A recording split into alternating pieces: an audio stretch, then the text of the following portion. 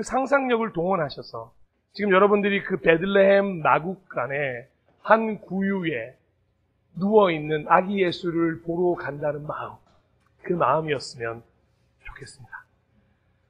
저는 이 설교를 준비하면서 이런 질문을 가장 먼저 떠올렸습니다. 왜 예수님은 마국간에서 태어나셔야 했을까요? 혹시 저와 같은 질문을 가진 분이 계실지는 모르겠습니다만 아무리 그래도 마국간이어야 했을까요? 아무리 그래도 방 같은 곳에서 태어날 수 있도록 하나님 아버지가 좀 배려해 주시면 되는 것 아닐까요? 7성급 호텔까지는 아니더라도, 어마어마한 산후조리원이 딸린 병원은 아니더라도 최소한 아기에게 어울릴 만한 공간에서 출산을 하고 잠들 수 있고, 특히 산모를 위해서도 조금 더 충분히 손 쓸 수 있는 분이 우리 하나님 아니시겠습니까? 우리 자매님들에게 여쭙겠습니다. 이렇게 말구유에서 아기를 놓고 싶으신 분이 있으십니까? 아마 아무도 없으십니다. 아버지 요셉도 어머니 마리아도 절대 원하지 않았을 것입니다. 그런데 굳이 마국간이 방이 없다고 해요. 하나님이 손 하나 갖다 하시면 방이라도 생기고 집이라도 생기고 어마어마한 공간에 뜨거운 물까지 좔좔좔 흐르지 않겠습니까? 그런데 그렇게 하지 않으셨어요.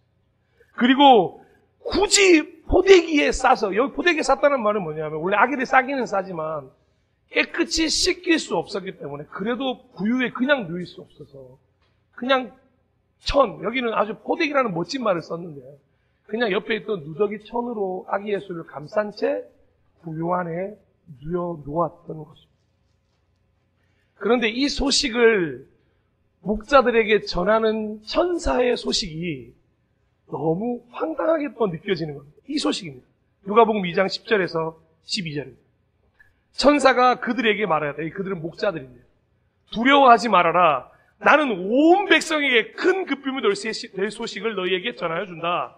오늘 다윗의 동네에서, 베들레헴에서 너희에게 구주가 나셨으니 그는 곧 그리스도 주님이시다. 너희는 갓난아기가 포대기에 쌓여 구유에 뉘어 있는 것을 볼 터인데 이것이 너희에게 주는 표징이다 라고 하는 말도 안 되는 황당한 이야기를 하는 거예요.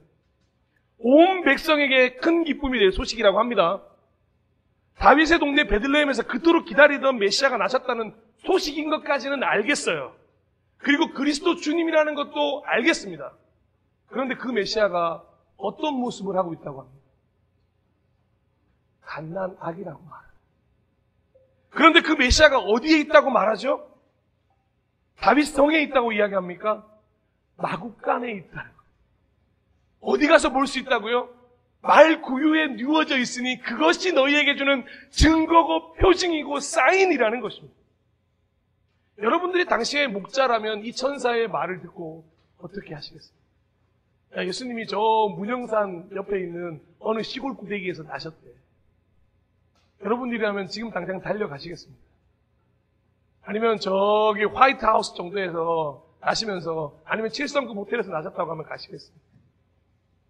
도무지가 이해할 수 없는데 이게 큰 기쁨의 소식이라고 말하는 거죠. 유대인들은 대표적으로 다윗과 같은 왕의 모습으로 이 땅에 메시아가 올 거라고 확신하고 있었어요. 갓난아기를 거친다는 건 생각도 안 했고요. 유년 시절, 청년 시절 거친다고 생각도 하지 않았습니다. 그런데 온전한 왕의 모습으로 나타나서 메시아의 역할을 할 거라고 기대하고 있었죠. 근데 아기의 모습이고 마국간이고 왕의 후손이라고 하는 사람이 이렇게 태어난다고? 와, 정말 도무지가 믿을 수 없는 이야기들 투성이. 어떻게 이게 온 백성에게 큰 기쁨이 될 소식이라고 말할 수 있겠습니까? 여러분들이 교회를 오래 다니셨으니까 말구유에 태어난 거 별로 그렇게 신기하지 않으시죠? 근데 이거 제 친구들한테 이야기하면 그럽니다. 야, 왕이라며. 킹 오브 킹이라며. 주의 주라며. 근데 고장 거기서 태어났어? 야, 그런 신이면 나는 안 믿어. 야, 기왕이면 저 하늘 천군 천사 다 끌고 와서 어마무시한 능력을 발휘하면서 막 올마이티해서 전능한 진짜 힘을 다 발휘해야 믿는 거 아니에요? 제 친구들과는 다르게 목자들은 조금 다른 시선을 가지고 있었어요. 참으로 다행이에요.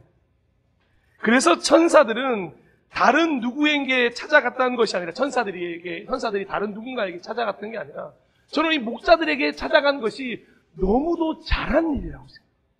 당시에는 대제사장도 있었고 율법학자도 있었고 메시아를 그토록 기다리던 바리새파 사람들도 있었습니다. 사실 그들은 기다렸던 게 아니죠.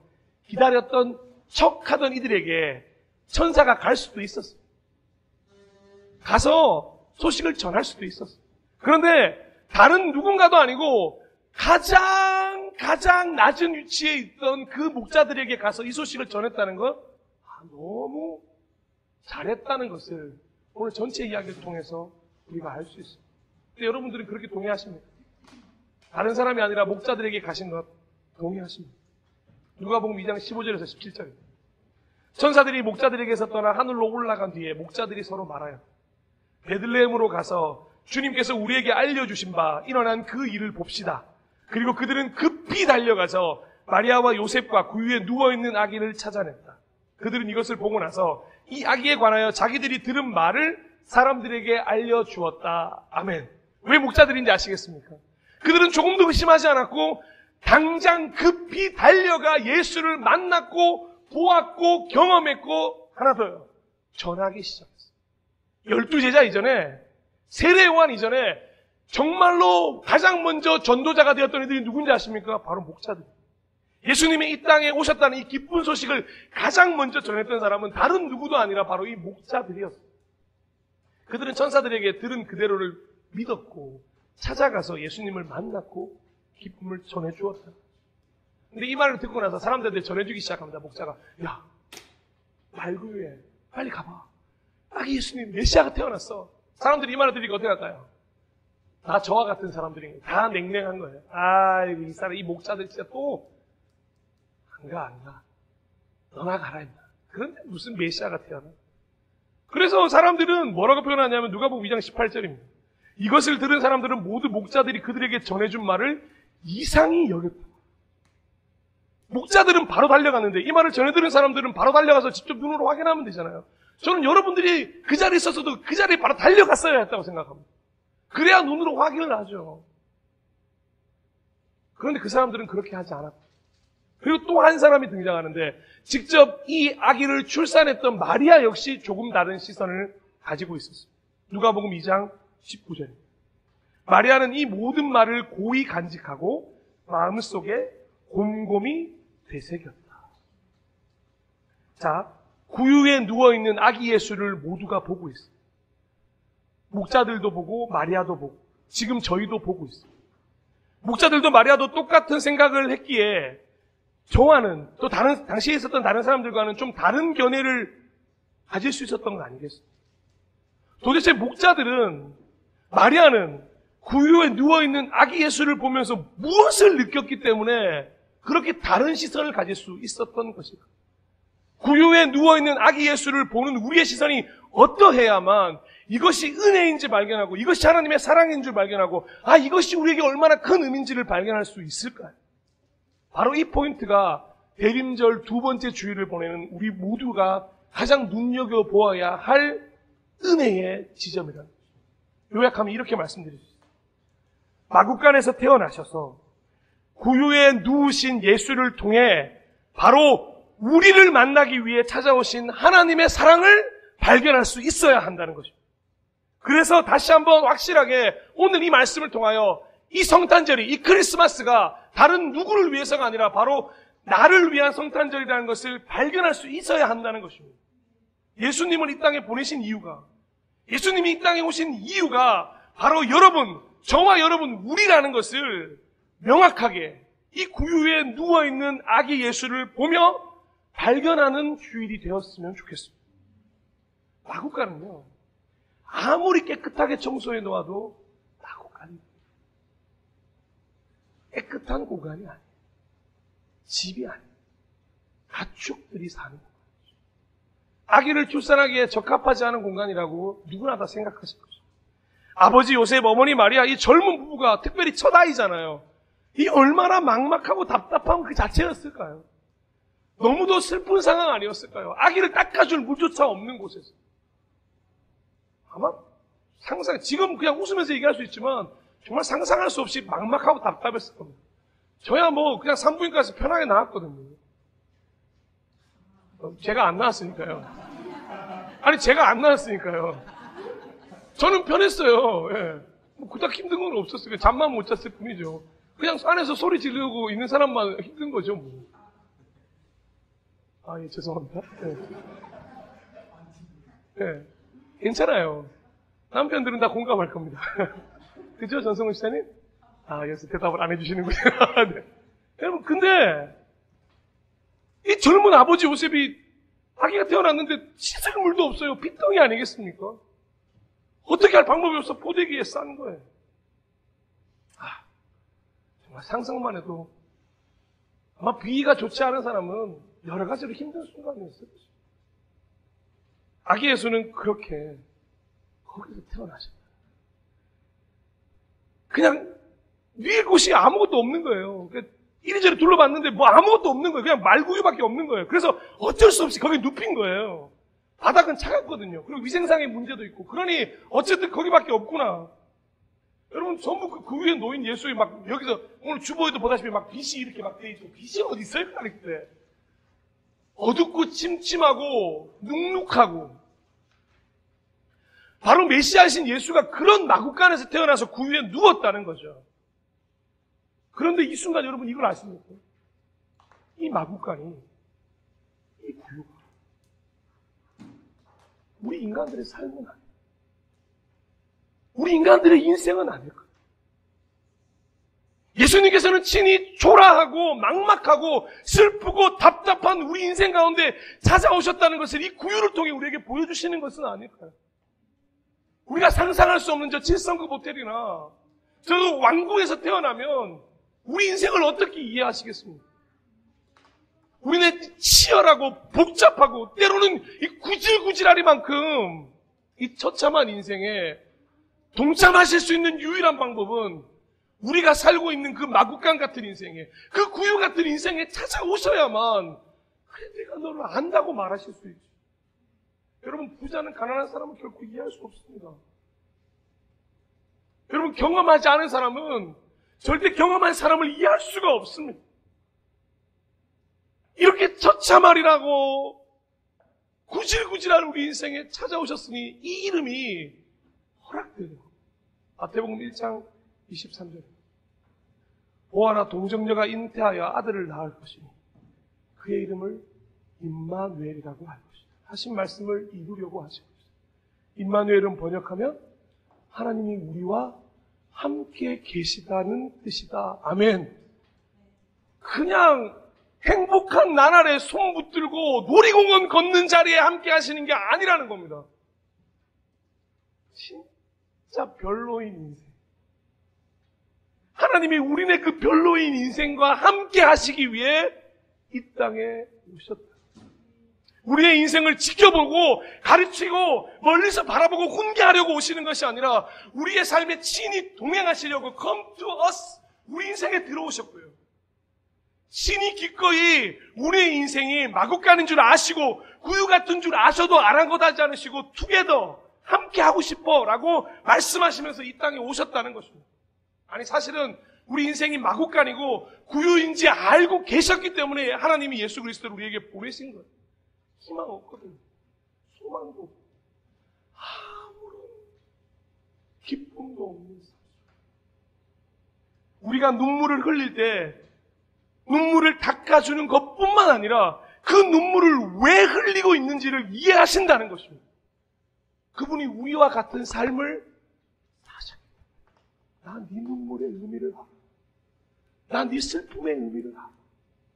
우리가 무엇 때문에 힘들어하고 무엇 때문에 괴로워하고 무엇을 두려워하고 예수님 역시 동일하게 알고 계셨습니다. 왜요? 그가 인간의 몸으로 이 땅에 오셨기 때문에.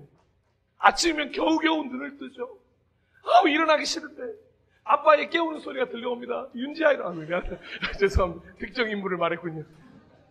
일어나야지 9시란다. 그러면 억지로 일어나요. 세수를 합니다. 잠을 깨면 출근 준비를 해요. 일하기 싫다. 당장이라도 품 안에 넣은 샤표 꺼내고 싶다. 오늘은 샤타를 내리고 제주도로 떠나가고 싶다. 미용 이야기 앞에서 한참을 망설이시겠지. 노동의 현장에서 하루 종일 땀 흘려야 합니다. 업무 스트레스는 얼마나 많습니까? 때로는 피곤에 쩔어서요. 집에 오자마자 그냥 입은 그대로 침대에 쓰러져서 그대로 눕기 일상인 게 우리 인생 아닙니까? 생각하고 싶지도 않은 스트레스가 우리 주변에 얼마나 많이 있어요. 차라리 병원에 있을 때가 편했다는 얘기가 두 분 얘기가 아닌 거예요. 가끔 제 마음에 그럴 때가 있어요.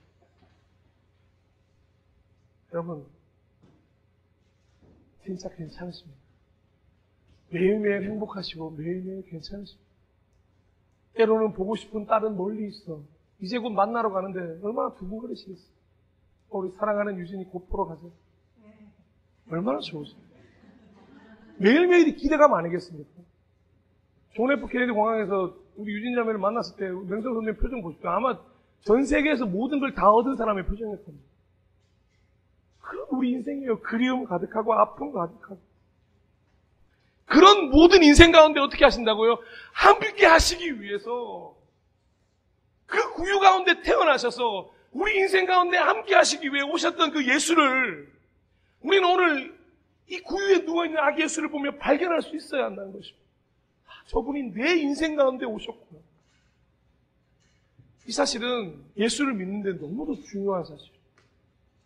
예수님이 우리가 있던 자리로 먼저 우리 인생 가운데 찾아오셨다는 것입니다.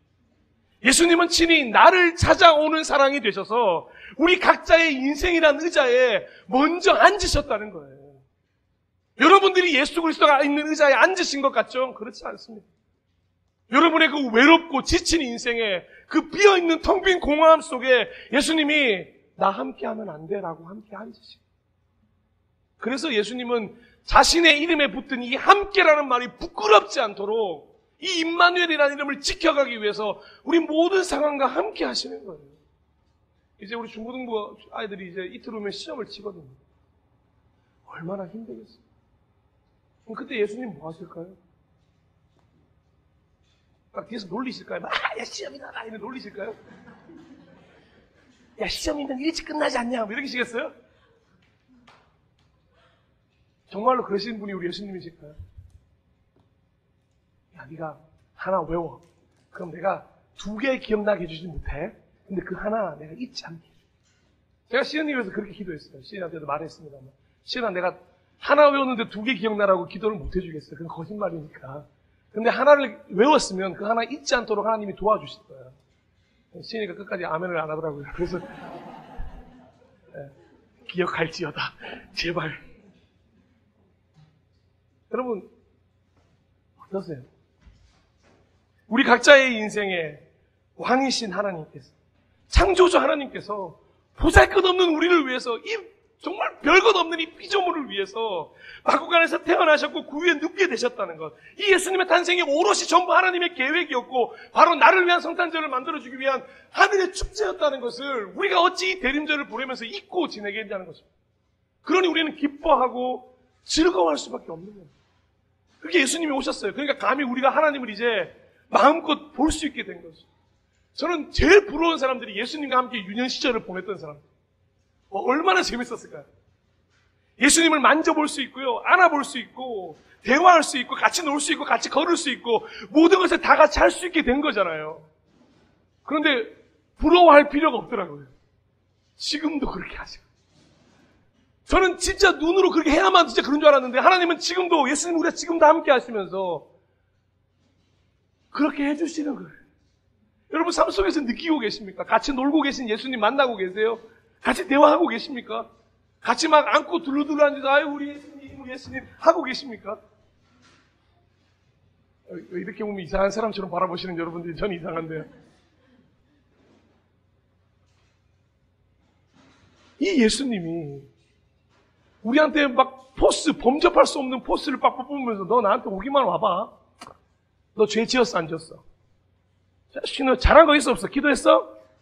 말씀은 읽었고 예배 똑바로 드리고 있어 지금? 이렇게 하시는 분이 아니셨잖아요. 우리가 쓰러지면 어떻게 합니까? 일어나 괜찮아. 우리가 나약하고 쓰러지고 자빠지는 그 순간에도 우리의 손을 잡아주시는 분이시지. 야 일어나. 뭘 넘어지고 그래? 라고 하시는 분이 아니시랍니다.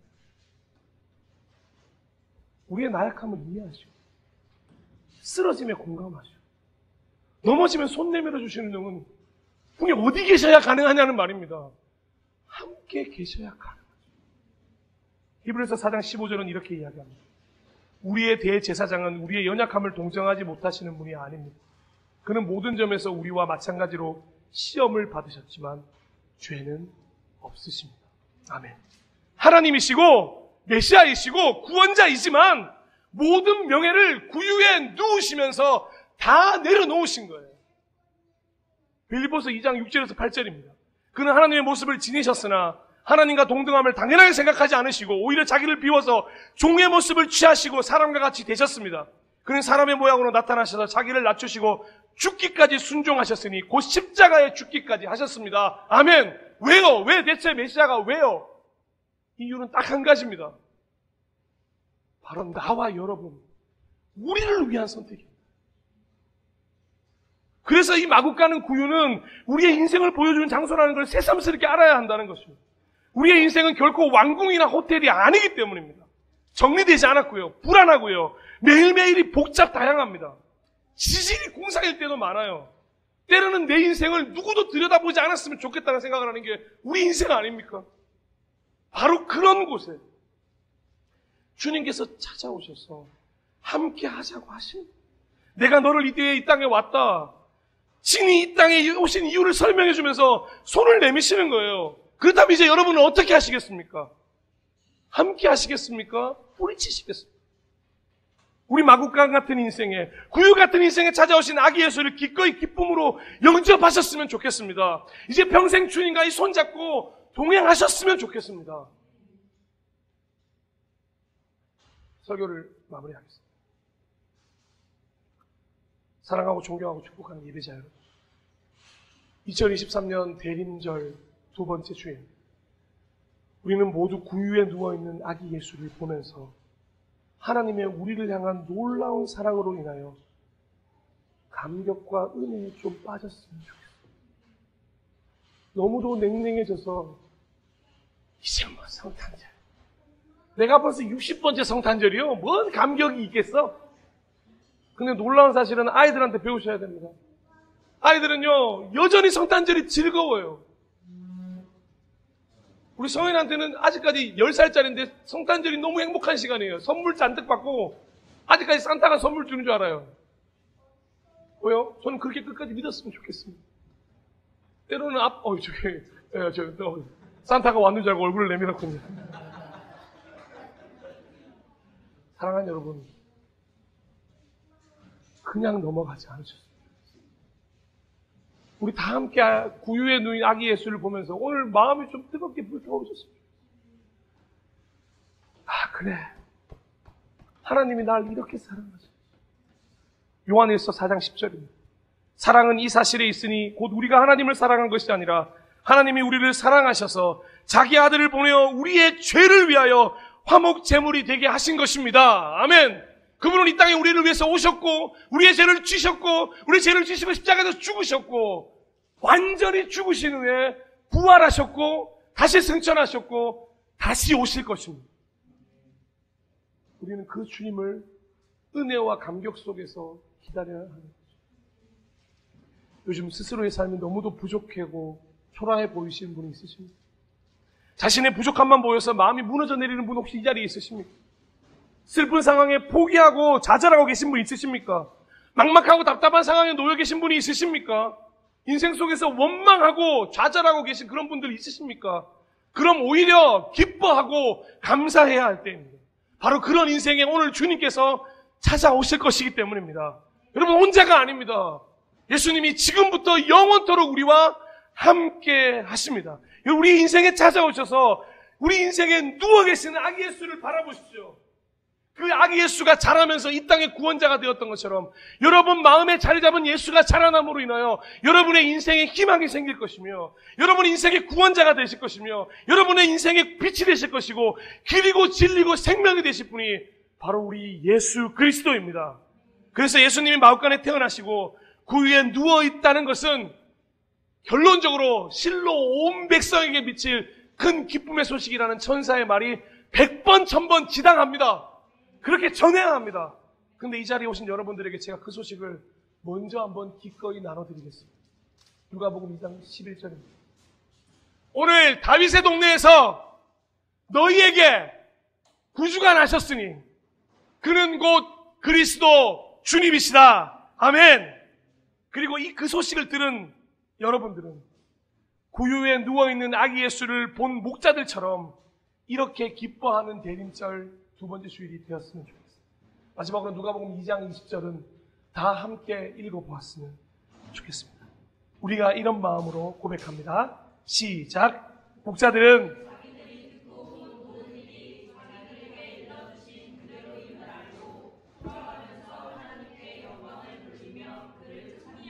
아멘. 어떻게 했다고요? 돌아가면서 하나님께 영광을 돌리며 그를 찬미하였다. 이번 한 주간 동안 여러분의 삶 속에 돌아가면서 마음껏 하나님을 찬미하고 영광을 돌리는 한 주간이 되었으면 좋겠습니다. 왜요? 우리 구유 같은 인생에 그분이 시간을 뚫고 찾아오셨기 때문입니다. 그래서 오늘 이 찬양을 함께 나누고 싶은데 가장 낮은 곳으로 내 인생 가운데로 찾아오신 주님 찬양합니다. 그런 마음으로 이 시간 우리 시간을 뚫고라는 찬양 함께 찬양하며 기도하는 시간을 갖기를 원합니다.